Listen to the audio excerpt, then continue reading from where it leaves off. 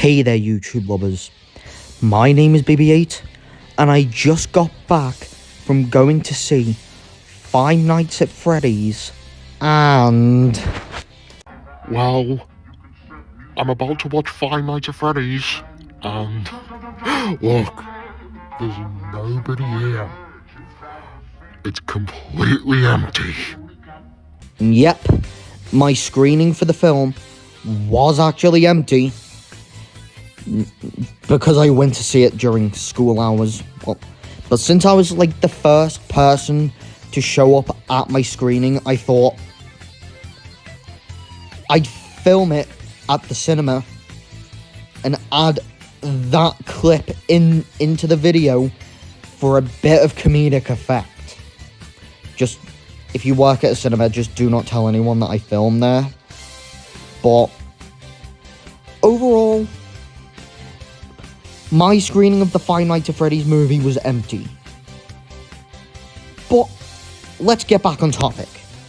I am a bit late to my review of Five Nights at Freddy's, but the reason I am is because of negative reviews.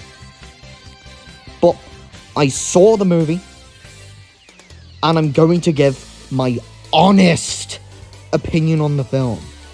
I'm not offending it. I'm not defending it. I'm giving it my honest opinion on the film.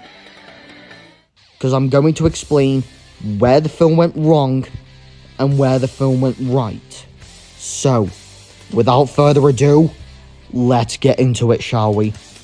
And just as a quick warning, before I get into the review, this review does contain spoilers for the Five Nights at Freddy's movie.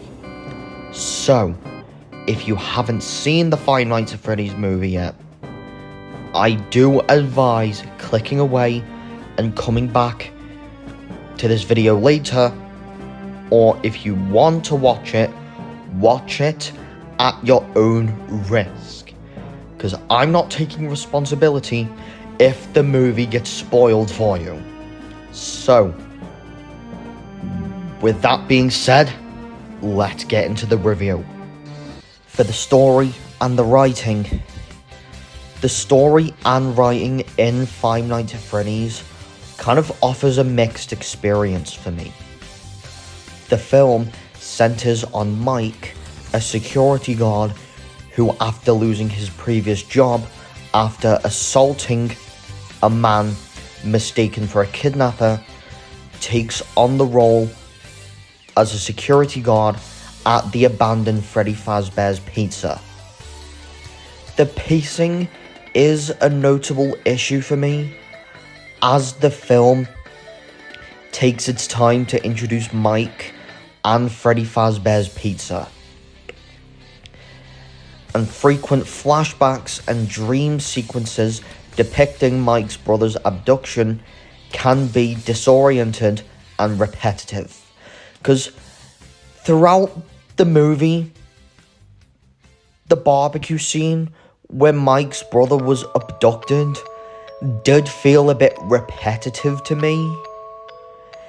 And it felt harder to keep track on where I was in the film.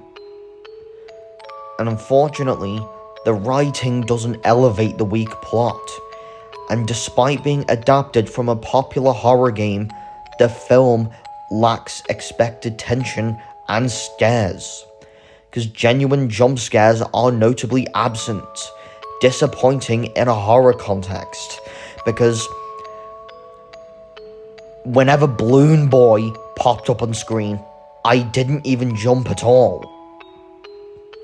And the limited use of gore, even in gruesome scenes where Freddy Fazbear bit the babysitter in half, was literally silhouetted out. And this hints at the uncertainty about the film's target audience. It's like it doesn't know what the film wants to be. Regrettably, the animatronics a key element of the Five Nights at Freddy's franchise, have limited screen time, and they lack the development that they deserve. Even minor characters like Mr. Cupcake received more screen time than the main four. And the final act I didn't really like, as Mike's little sister bonded with the electronics, didn't really go well with me because it made the animatronics seem innocent and not threat-worthy. And additionally, Mr. Cupcake's attack on Springlock feels unrealistic. And the ending, where the animatronics abduct Springlock, make the animatronics seem less threatening. One positive aspect of the writing is the setup of Steve Raglan, or William Afton, known as Springtrap, which does get one thing right from the FNAF lore. Since I know Five Nights at Freddy's lore up to Five Nights at Freddy's 4, but nothing beyond that. But if you're not familiar with the lore, after a certain point, some things may get a bit confusing for you. And as someone who hasn't paid attention to FNAF lore since 2017 and has only played Help Wanted on PlayStation VR, this movie may leave you feeling disconnected from some elements. For the visual effects and the set design, in contrast to the film's weak storytelling and writing, the visual effects and the set design managed to hold their own. What's particularly surprising about this movie is that Blumhouse chose puppetry over CGI for the animatronics, staying faithful to the games and their design, as these animatronics bear a strong resemblance to the creations of Jim Henson. And fun fact, the animatronics used in the movie were manufactured by Jim Henson's Creature Shop, adding a delightful layer to their appearance. While the decision to use puppets was commendable, the unrealistic movements of the animatronics gave the film a somewhat straight-to-streaming quality. However, considering the film's limited $20 million budget, it is understandable that there were constraints in improving their movement. Nevertheless, it's worth mentioning that a potential sequel with a higher budget could address this issue and make the animatronics' actions a bit more accurate.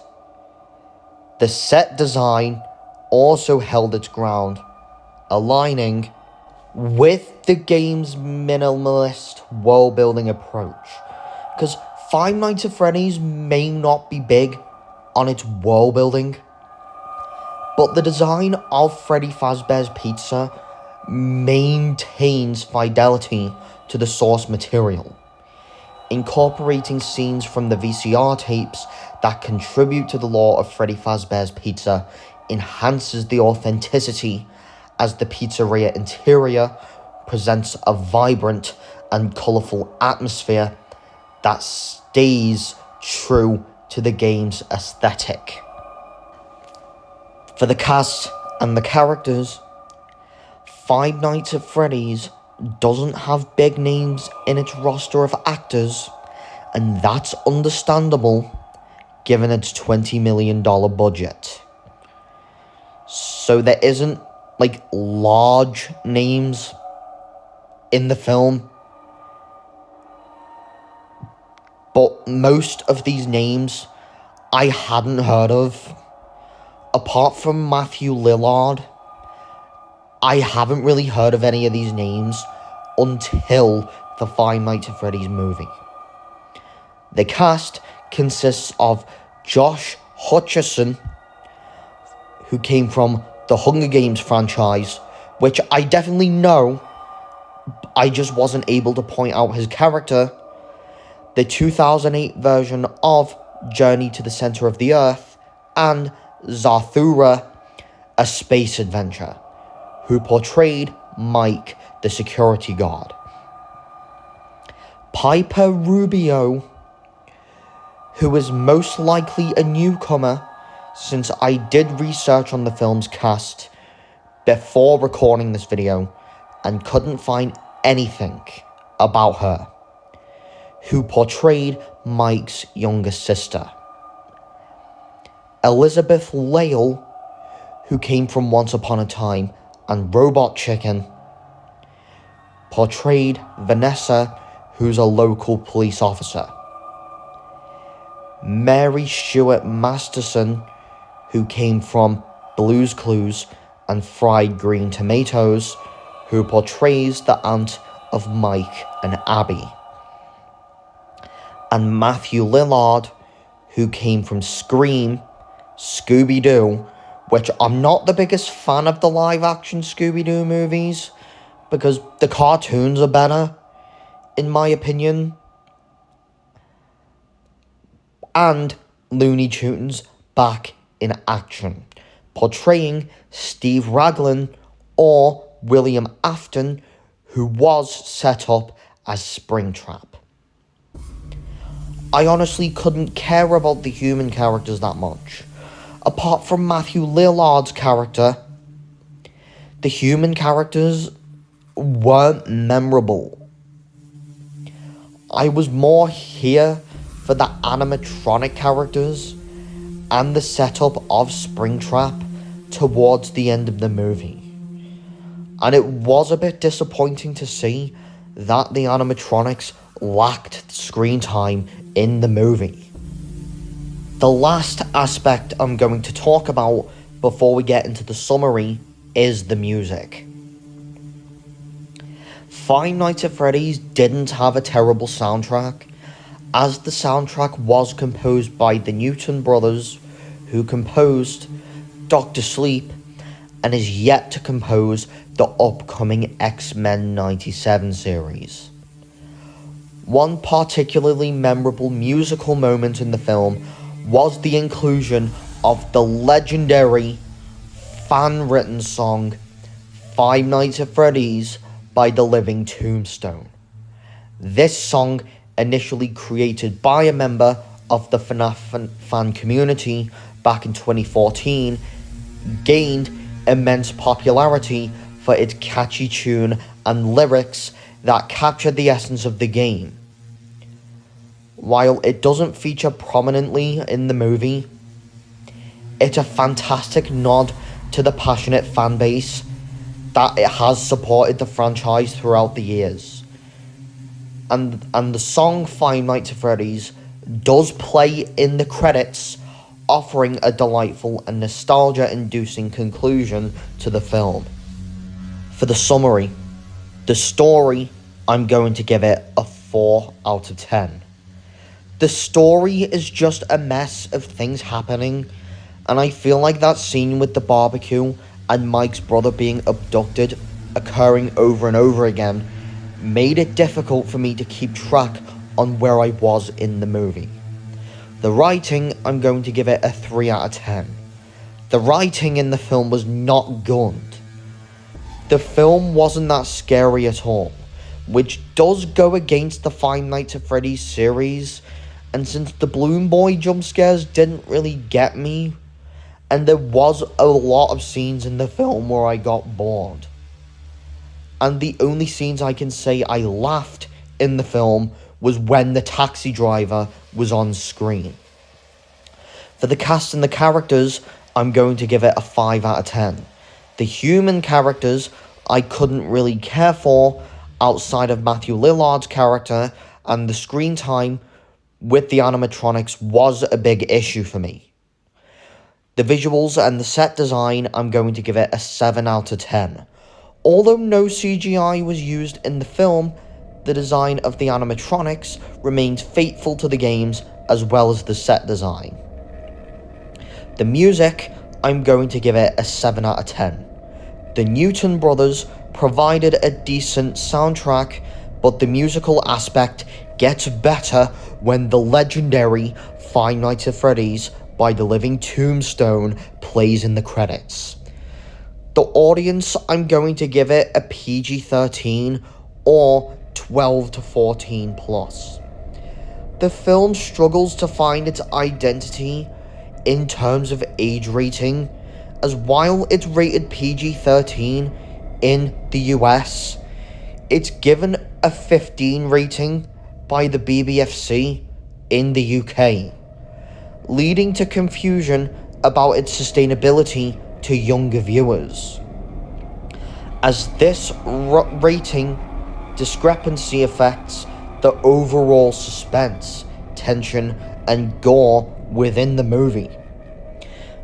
And one aspect of the film that did come to my attention, and I'm only going to put this feature into my review videos if there is an aspect of something that does come to my attention, and since the Five Nights at Freddy's movie does contain this, I thought I needed to bring it up. And that's the new warning feature I'm bringing into the reviews. But what is this feature, to be exact? If there's something that may not be viewer friendly within a game or a film that does catch my attention, I thought I need to bring it up in the review as like a warning before you go to see it. As the Five Nights at Freddy's movie contains strobe effects, drug use, and violence. As Five Nights at Freddy's is not an epilepsy-friendly movie due to its use of strobe effects. This caught my attention watching the movie, since I know there can be viewers out there with epilepsy, and I know this film may not be friendly for them to watch. The film does also contain drug use, with the main character frequently taking melatonin throughout the movie within the first and second acts so he can get a bit of sleep on the job. And where the film uses violence is that the film does contain knives. And these warnings are one things that viewers should consider before watching the film. And for the perk, I'm going to give it the rent or stream perk for casual viewers and the theatrical perk for fans. The perk mainly depends on your fandom level. I may not be up there with the FNAF franchise compared to when I first started YouTube back in 2015, but the FNAF franchise is definitely a franchise I need to get back into. Just ignore the movie, because in my opinion, it was mediocre. But since I'm a casual viewer, I recommend waiting until the film is available to rent and watch it that way.